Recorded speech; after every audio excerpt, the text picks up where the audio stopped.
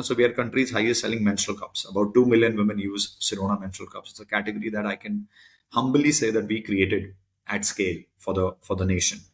And the idea for this was proposed in a regular event by a customer where I had gone to talk about Peabody, and I was talking about tampons, and she said, "Hey, why do you not have this product?" If I had ignored that product suggestion back then, because menstrual cup is not an innovation, I don't think Sirona's fortunes would have changed the way it has changed over the course of years. I usually say that there are only four must-haves for a startup, and one of them is analysis paralysis kills you. Too much of it. So and I mean the four ones are it takes 1,000 days to build a business. Stay away from analysis paralysis. You need to keep yourself positive, and money comes. Have patience. And they came on national television and they said, because when they have to go for chemo and when they have to travel from Gurgaon to the hospital that they were consulting, that commute is a long journey. When they have to wait in the OPD, at times it takes a couple of hours, before they are done. And during that time, if she has to use a washroom, and because she's undergoing chemo, she's very susceptible to infections, which because of Peabody she's able to avoid. And I think it still gives me goosebumps, when I lived through that day where we kept understanding what is lacking in this. And no matter how big or small the category was, we went after it. I'll give you an example which became a meta case study. Period tracking is you need to have an app for it. We just made it available on WhatsApp. We created a bot, and for consumer it was such a great thing that I don't need to have an app. So you launch it, lakhs and lakhs of women are using it today. So one last question that I ask all of my guests, which is the ethos of this entire podcast. You have spoken to thousands of customers. You have you understood their pain. You know what matters to them. Tell us in short what consumers really care about. I think they just care about being cared about. They should know that you care. You're listening. You're not here to make a quick buck and get out of their face. Hi Deep, welcome to the show. I'm super stoked to invite you. You are one of those guests whom I had the most fun researching about. And so I'd like to start with just a brief introduction about what I know about you. So Deep Bajaj, we have our guest today. He is founder of Sirona, and he's one of those people who is like a torchbearer to the Indian DTC industry, I would call it, without any doubt. And he has been one of the most proficient entrepreneurs in this space, and he has introduced this fem-tech space in India, and is not just building his own brand that is Sirona, but has also acquired a lot many brands which is into this sexual wellness and this entire femtech space. So he's kind of a person who is not just selling products but is building an entire environment of products which is actually benefiting the customers a lot. He has their company, they have run multiple campaigns and have also been awarded as the best marketing campaign, and as also as a documentary which has been awarded. They also run a foundation who helps needful women, and this is not an information which is available to everyone, but they became the first ever Indian DTC brand in their segment to offer ESOP buybacks. In short, it is one of those very first companies whose employees saw money in the bank just because they bought ESOP buybacks, and they are one of the very few companies to do that. He is among the top 5 angel investors in India in the last year, and is an very active investor in many brands this year as well. And finally, one very personal thing that I know about Deep, that they are an entrepreneur couple. He and his wife is also an entrepreneur, and they have a 10-year-old daughter who has also authored a book. That's super interesting. So yeah, that's it about the introduction, Deep. Thanks a lot for coming on board, and welcome to the show. You're so kind, yeah. I think I don't deserve this longer introduction, but thank you for sharing this. And by the way, I have two daughters. I have one who is now 11 from the time she wrote a book, and the younger one is 5 years old. So blessed with two That's beautiful amazing. daughters. That's amazing. Great. So we'll start straight away. They will dive into your story, mostly because I want to talk about the story of how you started. Because the brand that you are kind of running and in the space that you are running is not really common for entrepreneurs to think about. It's not the most shiny thing where you would think one would try to make money. So I would like to start know the your end of the story, how it started, and most importantly, why it's. It's a boring story, actually. I think it started because nobody else was doing this. I saw, uh, you've been everybody observes, right? If you have your mother, sister, daughter, you see that when it comes to them traveling, and even working, they face certain challenges which are unique to them because of their bodies. And what that does is, because of which they are at a certain disadvantage. And I've been an observer of this for a while. I was in events earlier, so we used to do these large scale concerts where the porta potties and portable toilets used to be there. So keeping them clean was a challenge. I had seen during my second stint, in a professional journey, and this time Rashi, my wife, was pregnant. That when it comes to women traveling, even then the toilets become a challenge because they're unable to sit and stand frequently. And then my mother had arthritis, so even when it's a clean toilet, it becomes a challenge. So on a road trip in 2013, long and short of it is this: that the idea for this problem was born, and we were four couples traveling Delhi Jaipur, and boys were drinking whatever they had to drink. Girls were not even having water because if they'll drink water, they would want to pee. But they have to pee, they need to find clean toilets. Boys can stand and pee anywhere. So I just joked and I said God loved men more because our bodies are made in such a fashion that we can stand and pee anywhere. So a friend's wife suggested, Gauri suggested that she had seen someone in Europe use a contraption to stand and pee, and I think that's where somewhere the world stopped, must have stopped. Like the great Steve Jobs says, it's only in hindsight that you can join the dots. But this must have happened. That my days at events, our pregnancy, where we had one miscarriage also because of UTI, and my mother's arthritis. All these things. While everybody laughed, the solution of saying, "Hey, why, how can women stand and pee?" For me, because these were so closely felt, I thought if it's a solution, it should be here. And that's how P Buddy was born, which became India's first stand and pee device for women. And once you get into a taboo category, and if you're comfortable with it, which I was, you see that the taboo is not from your consumers but from the society at large. Consumers are my customers. My women were very, very happy that somebody is looking to solve dirty toilets ka problem. And then the same customer started sharing far more with you, or other intimate issues, that hey, why don't you also look at this area. Once you get into this space, you realize that if you just talk to your friends, family, they will give you hundreds and thousands of ideas to see what other issues can you solve. So I think the journey has been more personally and professionally felt issues which I thought I'd want to solve. Got into this space because nobody was solving, and I didn't want to be the guy who would just say, "Hey, India ka kuch nahi ho sakta. This can never get solved in India." You know. So I think that's how the journey went around, and eventually it became something where we became sort of a destination for women to find unique solutions to problems that they face right from puberty to menopause. So yeah, boring story.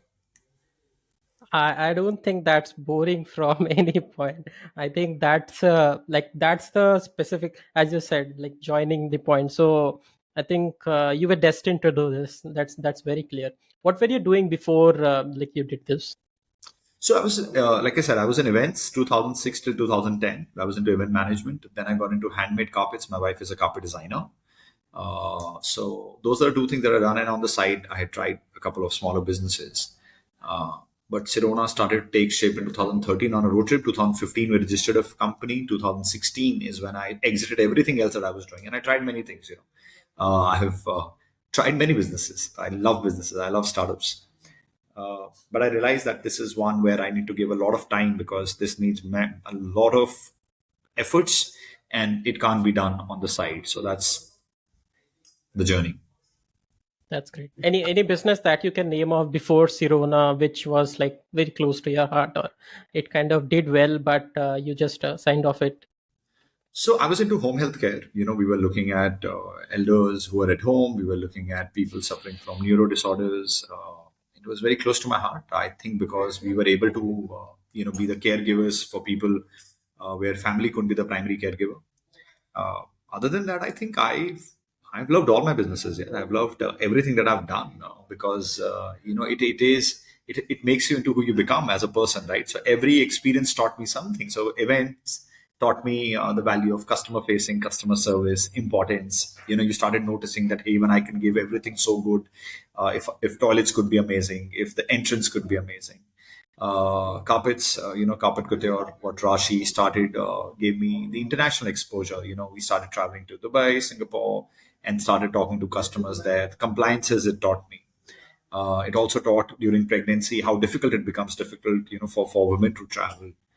Home healthcare gave us insights into elderly, and how it becomes a challenge for them, how falls in bathrooms for them is one of the biggest reasons for them to you know uh, fa- fall sick, and other things. So I think each business has taught something, and has shaped the personality to feel so passionately about this one, because I think this one completes it completes the circle. Right. So one thing I want to ask Deep, what do you think is different between entrepreneurs who build businesses and who build disrupting businesses or category defining businesses like the one you do? So do you find any common trait which is different between these two types of entrepreneurs?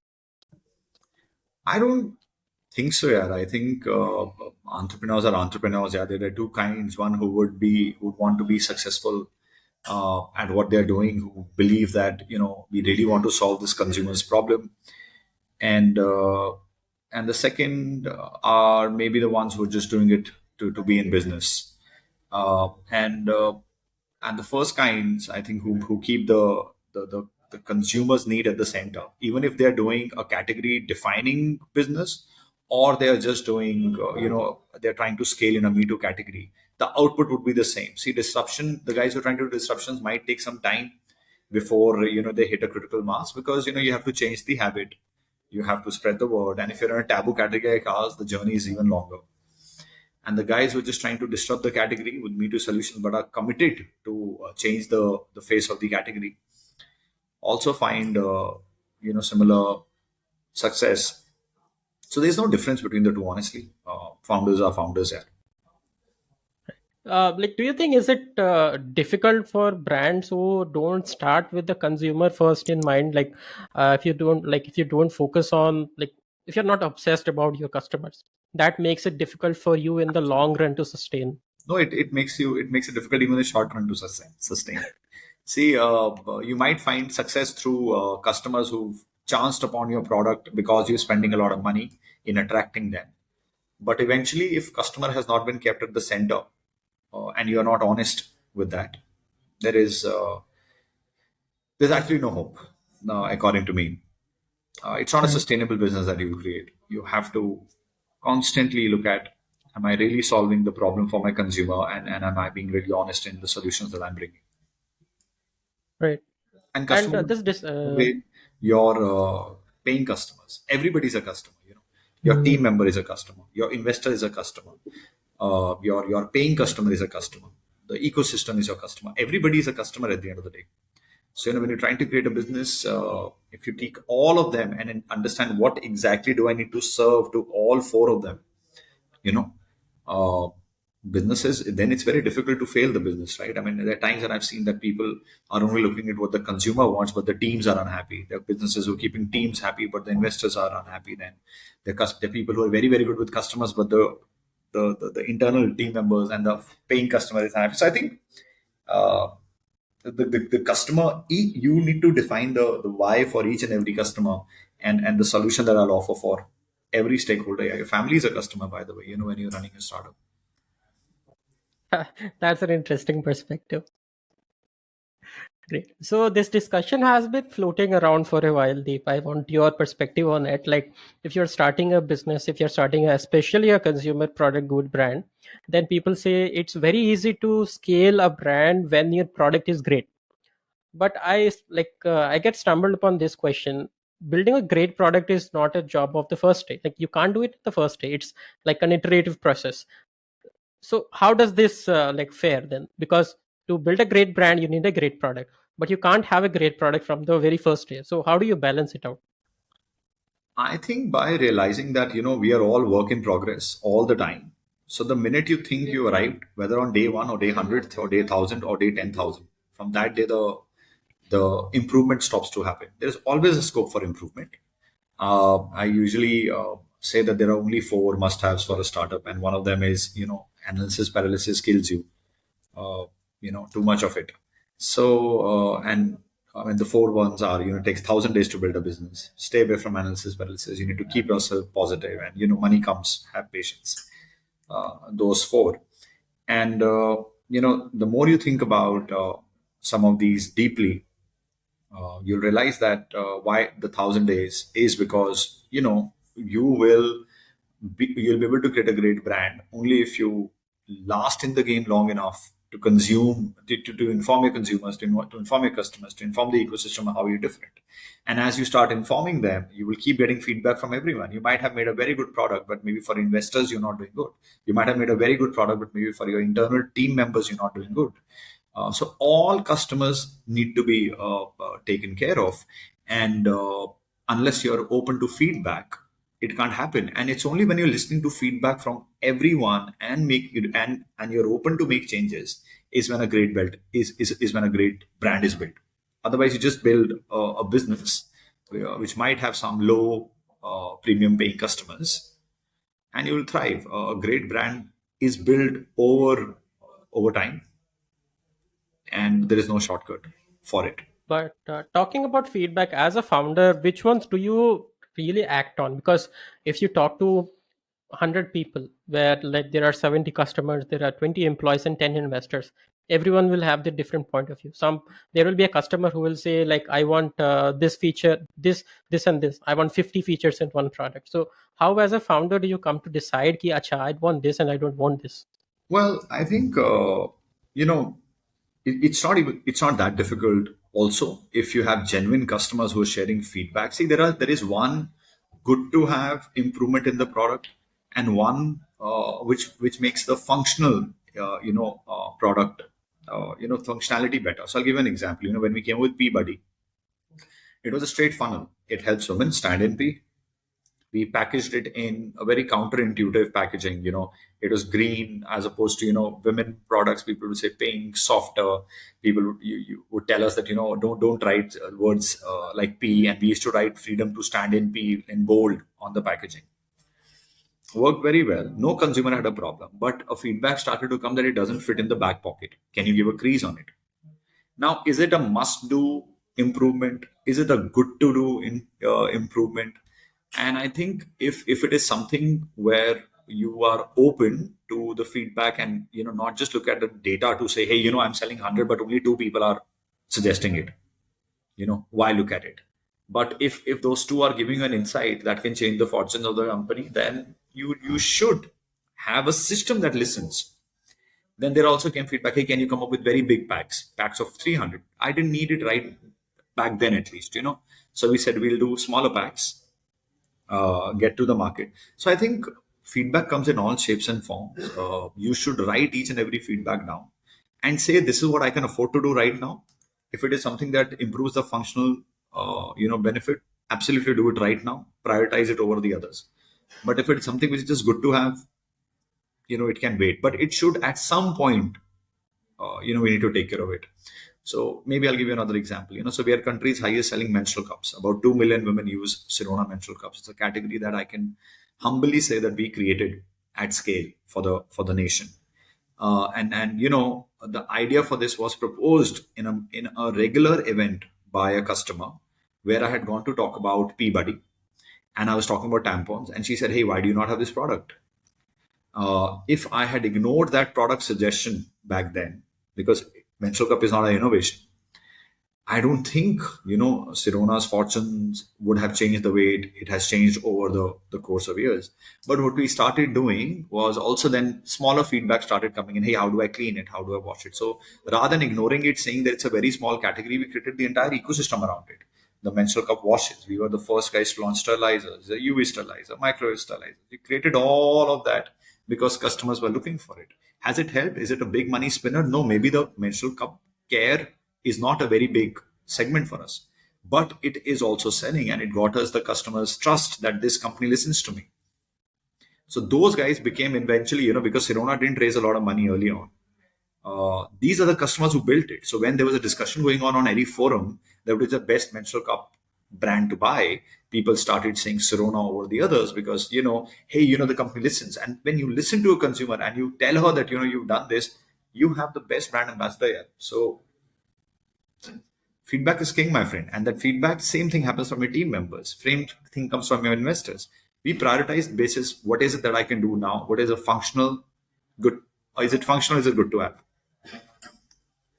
That's great. And I think again, when listening to you, it's all about obsessing about the customer. And I feel like the recall in general of a brand which is catering an audience increases a lot when you like, act on that feedback. So even if a product lineup is not bringing great amount of revenue, or this is not the bestseller in your category as well, still if you are listening to the customer, and like Sirona, like, so it really becomes a category defining brand when you start taking in feedback, even though knowing that it is not a bestseller.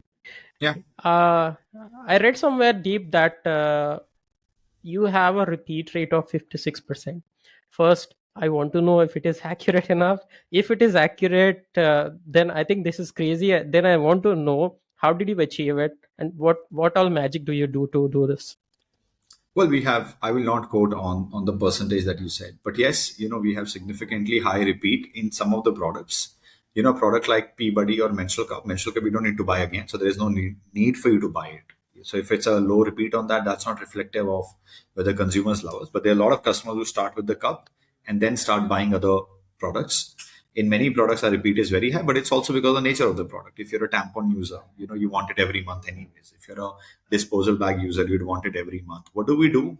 I don't think we do anything special here. We just ensure that if there's something that our consumers want, they should know that their problems will be heard and addressed. That's the only thing that we do. We just try harder. And talking about like repeat customer rate, so what, if you want to sum up, what efforts do you put in platforms or in communication channels like emails, SMS, etc., organic platforms? How do you like sum up what all you do? Well, to sum it up, I would say on website, or sorry, on marketplaces first, what we do is there are, customers are leaving reviews. So you're scraping through them to know what exactly you need to do better. When it comes to your own website, there are CRM plugins that are available today, which can help you keep better in touch with the customers. So whether you're looking at the web engages of the world, or you're looking at return to be managed through Go Quick, there are many services that we're using to ensure that our consumers are well taken care of. In the offline space as well, there are exercises that we do with the store staff, store promoters to look at what is the consumer missing, and why they're not picking us and why they're picking others, or vice versa. Why are they picking us? How can we increase it? So different channels have different tools that we're using to Right. amplify or connect with the consumers. Like we have, you already touched upon the channel, so I would also want to know how, like, how is that split? Like, how much revenue or how many users are you getting from each of these channels? How, like, what's the weightage of each? So we ship about 400,000, 4 lakh odd orders every month. And, it's split between marketplaces, our website, and offline. As of now, we do a little bit of export as well. Majority of it comes from marketplaces, followed by D2C, then offline. Understood. And if you can just tell me one thing you love about each channel. Well, difficult, but okay. Let me tell you one. I think what I love about marketplaces is that I can, and for the longest time, Sirona was scaling profitably because of selling on marketplaces. We are profitable when it was not even fashionable to be profitable. So marketplaces, I think I like that they have the consumers. They're able to give a fantastic fulfillment experience. So I think those two I love about marketplaces. What I love about our website is that you're in direct touch, direct contact with the consumers. Your subsequent launches, you're keeping in touch. Your feedback becomes far more direct and it's absolutely unabashed, no filter feedback that you get.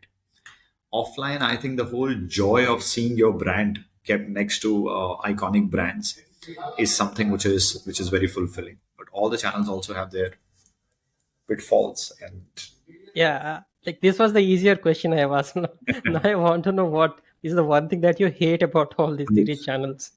Marketplaces, I think the fact that I don't have control on customer details. Website, I think, because we still need to figure out how Meta and Google need to make it more sustainable now. Because the cost, the losses are through the roof, and so it's you need to really crack how to sell profitably from there. Uh, Offline, I would say the fact that not only do I not get the data of the consumer, but I also cannot track on real time basis what product is selling from where. Those are the three channels and one shortcoming for each. Hmm. Coming to the DTC front, what are your biggest customer acquisition channels? So yeah, we still spend on Meta, Google, that universe, and then obviously there are there's a very competent team that is looking at all the payment gateways. They're looking at affiliates uh, and so on and so forth.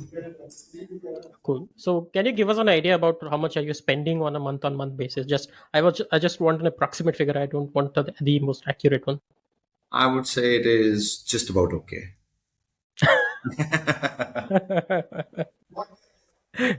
That's quite approximate. Just about okay. Yeah, cool. So, yeah, moving on to the next question. I want you to share any consumer story that you have, which is very close to your heart and you still remember to till date. Consumer sharing the Wow. story with you. Many are, I think, the closest one would be, once NDTV was doing this show called The Real Deal. They had 12 social entrepreneurs that they had selected from the country. And this is the early days of Sirona. Huh? I mean, this is when we were just coming into being, D2C was not even a word, so to say, 2014, 15. And we just sent an email to all our database. We had launched Peabody by then, inviting some customers that hey, NDTV is doing something for us. Why don't you just come and share your feedback? And out of and the system wasn't that evolved on the website to have a great CRM team. We were just one lady, who would answer calls, if at all. There were no IVRs to track and return every call. But anyways, we sent an email, bulk email we sent, and one consumer came in. And she, I think if I'm not wrong, Colonel YPS Grewal sir came from Gurgaon, 2015-16, and he shared on the TV on how Peabody had changed their lives. His wife was suffering from cancer. Back then, by the way, how important it is to listen to your consumer. I'll give you another insight. Back then, I thought Peabody helps women stand in P. So who all need it? People who have problem in knees, so arthritis, and people who are pregnant because sitting and standing is a challenge, and people who are very active in sports or in activities running, jogging. I had never thought of cancer as a case for the product usage. And they came on national television and they said, because when they have to go for chemo and when they have to travel from Gurgaon to the hospital that they were consulting, that commute is a long journey. When they have to wait in the OPD, at times it takes a couple of hours, before they are done. And during that time, if she has to use a washroom, and because she's undergoing chemo, she's very susceptible to infections, which because of Peabody she's able to avoid. And I think it still gives me goosebumps, when I live through that day. And then there are similar stories on fathers writing about how our pain patches. We came up with India's first herbal period pain patches, and fathers started sharing, how on young girls, it is something that they're absolutely thankful for. Mothers started writing. There are many such stories, but just a few of them. That's great. That's like being a founder who is building products. Listening to these stories might like just complete, like as you said, like it makes like a complete circle for you, Yeah, absolutely. right? And like coming to your product, these are not traditionally very popularly sold in India. So, how did you like? What are the market challenges, firstly, that you faced? Challenges in the category are, it's just the nature of the category. See, we are talking about female hygiene issues. They're not discussed on dinner tables. It's not something, which is very openly talked about. And what does Sirona look at? Sirona is looking at toilet hygiene, period hygiene, intimate hygiene, sexual wellness. huge taboo that surrounds this category. So I think that's one of the biggest roadblocks that we have faced, and in a way that has also been the biggest advantage, because the more you talk about it, the more you normalize it. The more you normalize it, there are more takers. The more takers that are there, the category evolves.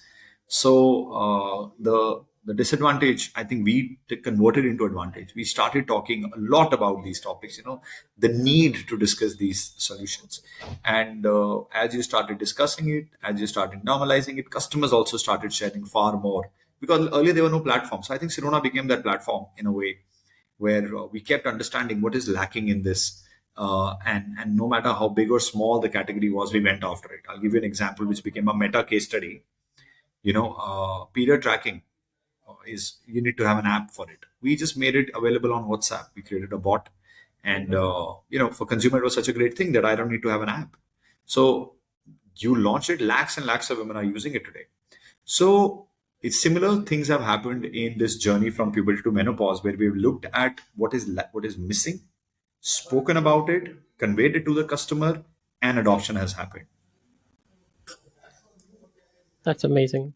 Yeah, I did witness that chatbot I saw in one of your LinkedIn post, and the first thought was crazy because generally what happens is people who are looking at WhatsApp, they look at it as like a sales channel. So I was like, I always have this question in mind: how does this guy measure the ROI of all these efforts that he's putting in? Well, I think I can give you two answers: one the investor answer and one the real answer. Not everything, my friend, is this is the real answer. Not everything is done from immediate ROI point of view. I think you look at, does my consumer need it? Is this something that pushes the category forward? Is this something that we would be proud of as a team to have contributed to the category? And if answer to those is yes, you would say that sooner or later it starts to make ROI sense as well. Like right now, it might not give us sales for a normal guy to say, hey, you're just helping them track periods, and every time a WhatsApp is sending a message, you charged, etc., etc. But imagine, when the consumer is engaging with me over the content, I get to know so many different things about her, and we can absolutely shamelessly plug in our solutions as well, you know and some of those things. So is it sales? Is it share of voice? Started as share of voice, eventually became sales. We still have many channels where it is purely sales, purely share of voice. For example, when we started talking about vaginal dryness, discharges, and we got a doctor to create these videos, and just did not get a regular influencer to talk about it. Did it help initially? No, it didn't. But today those videos have thousands and lakhs of views, where consumers trust us for being the guys who are talking about topics for which we might not even have the product, but at least we're giving you the information. So I think in some things, when it comes to category creation, they're long-term game, and everything impacts everything. So if the core customer needs awareness and they need it on their channel, we need to make it available there. And after that, magic starts to happen. When the consumers start trusting you and they become your ambassador. That's great. So let's talk a bit about your expansion to Dubai and UAE and Yeah. some other countries as well. So this is quite a big achievement coming from an entrepreneur in India. I want to ask you from a brand owner's perspective, when should a brand look to do that, and how do you approach it if you want to like if you want to expand to foreign countries? Then how do you approach it? Well, I think today it's become very easy. There's no big deal in your trying to sell in Dubai or US, and we are selling through Amazon. We just went offline because of the way Good Glam Group has their presence there now. So we're just building on that. But even before that, we Amazon today can help you sell in multiple countries. So we just listed the product for US, for Germany, for UK, for Dubai, for Australia, for Japan, and started doing the same things that we had done here, which is make the product available, listen to the consumers, let's do it better than what we did the last time. So that's what we are doing. But yes, to see the products on the shelves of leading stores in Middle East is something which we are very, very proud of, and we're getting good traction, which is even more rewarding, which shows that while we might feel that hygiene conditions in India are bad, I think female hygiene situation everywhere around the world is the same. So it's rewarding to see some of your solutions flying off the shelves, because there is significant taboo that surrounds this category. Right. And when would you suggest someone to look? Sorry, yeah. Tell us your story. When did you do it, and what was the trigger point? Like, enough, So India. Let's also go offshore. I think when the opportunity is available, yeah, when you have the opportunity available and you have the wherewithal to ride it, you should try going international. There's no right time for it. If right now you're so there are channels that we had. I'll give you when did we go? I'll tell you. I think 4 years ago. Why did we decide? Because we were selling online. We were selling on marketplaces. Now marketplaces, we just what did so I just said, you just need to whenever you go and meet your marketplaces guys, you just need to figure out how do I get better than where I was last.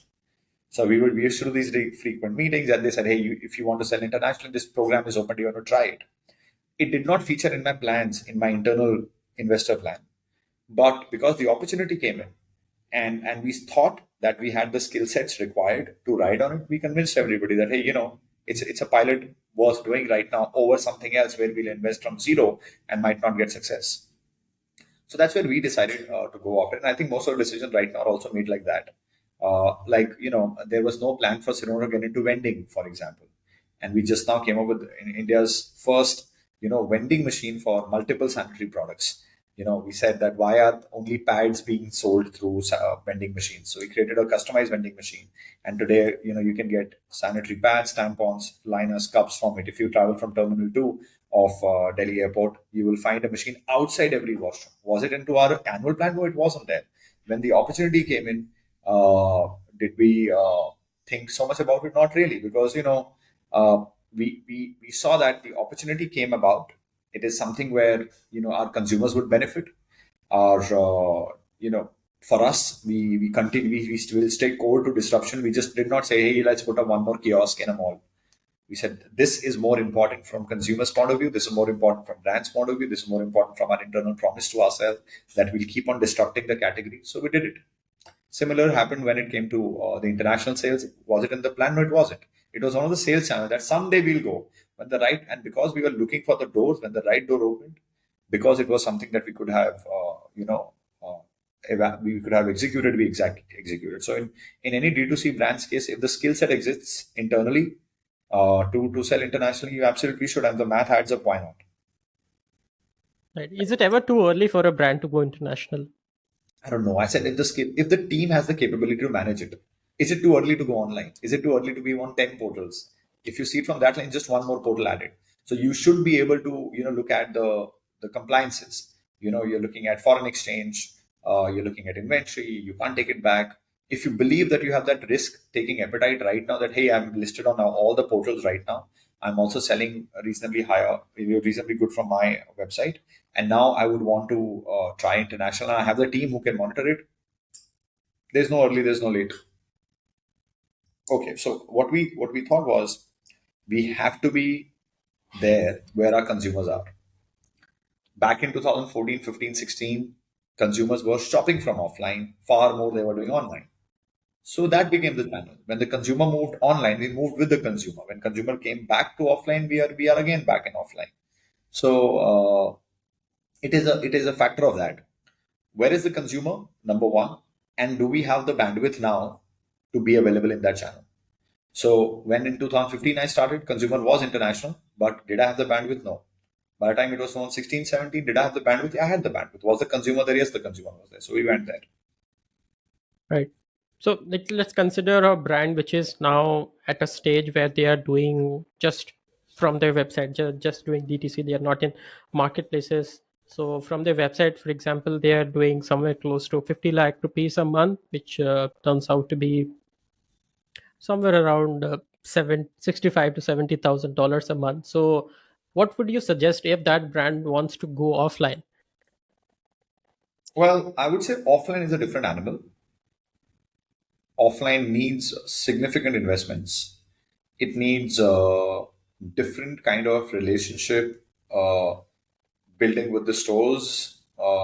So offline, I think again, I'm telling you, if you have hired somebody who's very good at it, and if you think you can't scale more online, then maybe trying offline could be a thing. But I think,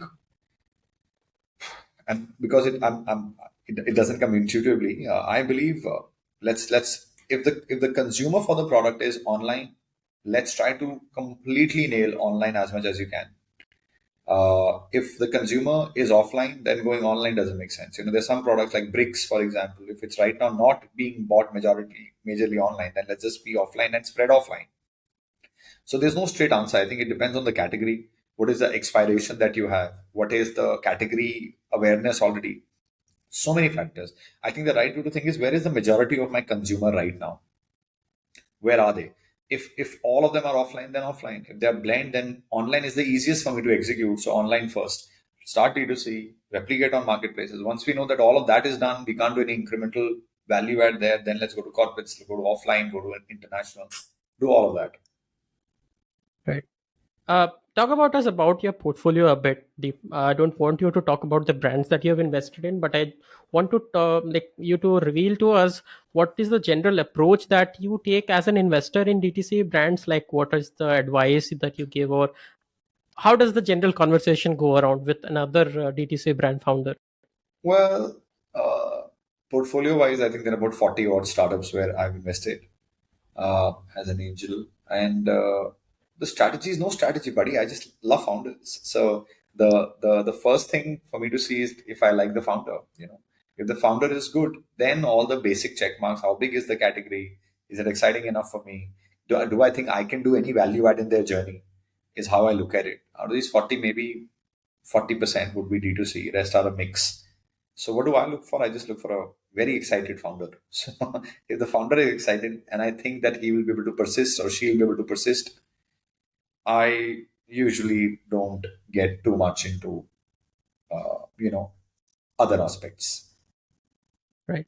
And talking about collaborations with larger groups, like you have partnered up with Good Glam Group, and also I have read an interview where you mentioned their team has helped you in like mastering the DTC front of your business. So how does this partnership go? And like just talk about that.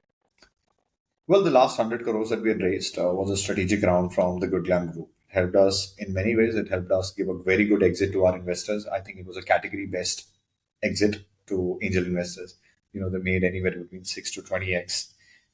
It was very good for our employees. We were able to offer a pre-term crash vesting. We were able to buy back the ESOPs earlier, and after that, I think it also helped us in many ways in cracking our D2C code. You know, so it has been a win-win partnership in that sense, and I'm glad that it happened. And they're also teaching us offline. So yes, interesting. That's great. Any certain aspects that you would want to highlight a group that group helped you in the DTC stuff? Like, was it the marketing stuff that they helped you to master? What was it? Well, I think it's overall, yeah, it's difficult to pick. So they're very good with D2C. They're good at offline. And you keep exchanging notes, right? I mean, they have so much of content expertise because of PopXO, Scoop Food, Miss Malini, Baby Chakra. All these portals bring in a lot of content credibility. So it's an ongoing process. Yeah, like I said, learning never stops. So for me, also, I'm learning. And yeah, Right. Unlike what you did with Sirona, many brands don't start with marketplaces, but they start with their own website because that kind of looks like the easier step to start with. So, but what I have like, I have worked with certain brands, and I have commonly seen there is like a plateau they hit once they hit a certain revenue base, and they are kind of stuck.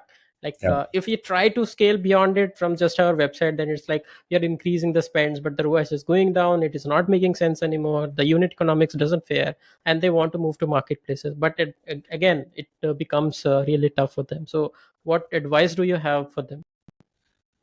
Well, I mean, what has happened, unfortunately, in the last couple of years is D2C has become very expensive as a channel if you don't have enough gross margins to support it.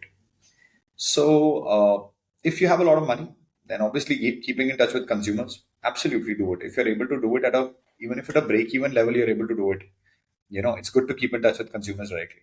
But also, if the core says that consumers are shopping online on other marketplaces, so if you're in a Me Too category, then why do you want to bring them to your website? I mean, let's let them buy from the places where they used to buying, and let them discover the brand there. the money can be spent on your social media handles to make your brand the choice when they are shopping on the marketplaces. If you're into something unique, very differentiated, then bringing them to the website is a good thing. But still, where else are they buying? So to avoid hitting that plateau, it's always nice to de-risk from the sense that, if this is working well, if my math is making sense, I'll do it. But parallelly, I need to create channel B, C, D, because I never know when this channel will stop making commercial sense. So if it's a D2C brand starting from your own website, great idea. Absolutely do it. But I don't see why we should not at the same time list on marketplaces, because the consumer buying behavior is such that if you're in a grocery category, every monthly category, Me Too category, they would want to buy it from the portal from where they can buy 100 other products together. That's super insightful. And I think as we go forward, getting traffic onto your products like that you don't buy, I think that is one thing that we need to eye for, because paying for traffic is getting freaking expensive. Absolutely. And it's, I don't know how sustainable it is also, and because everybody's fighting for the same click. So if my product becomes popular, marketplaces keep bidding on it and make it unviable. If my product is not viable, nobody is searching for it. So I need to show it to so many eyeballs before one likes it, clicks and comes, and buys it. So it's increasingly going to be a challenge. So I think it's been a overtly abused word, but an omni-channel strategy right at the start needs to be thought through. That I believe that as of today, this channel is the easiest for me to go to. The money that I have helps me leverage this channel to the best capability. But eventually, I have to start opening other channels as well. Great. Thanks a lot, Deep. I think this was one hell of an episode. I absolutely loved talking to you. Thanks for Before having we me. wrap it off, I want you to tell our viewers where they can find you for investing advice, for if they want to reach out to you as a to become an angel investor, or they just want to talk to you. Tell us where they can find you. I'm on LinkedIn as Deep Bajaj. I'm on Instagram as Deep Bajaj. Those are two channels that I do use fairly regularly.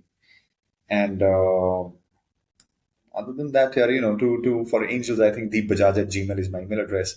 If there's anything exciting that you're up to, happy to chat.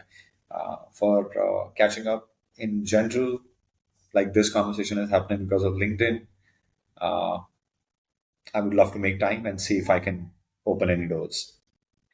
Amazing, Dev. So one last question that I ask all of my guests, which is the ethos of this entire podcast.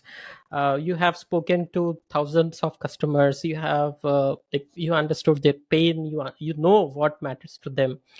Tell us in short what consumers really care about. I think they just care about being cared about. They should know that you care. You're listening. You're not here to make a quick buck and get out of their face. Um, that's that's a really cool way to sum it up. Yeah. No other. Yeah. Deep, thanks a lot. Yeah, thanks a lot for taking out time. Thanks a lot for taking out time to talk and answer my questions. It was Anytime. one hell of an experience, man. I'd love to invite you once again to the podcast, but I know it will be a struggle to get your time.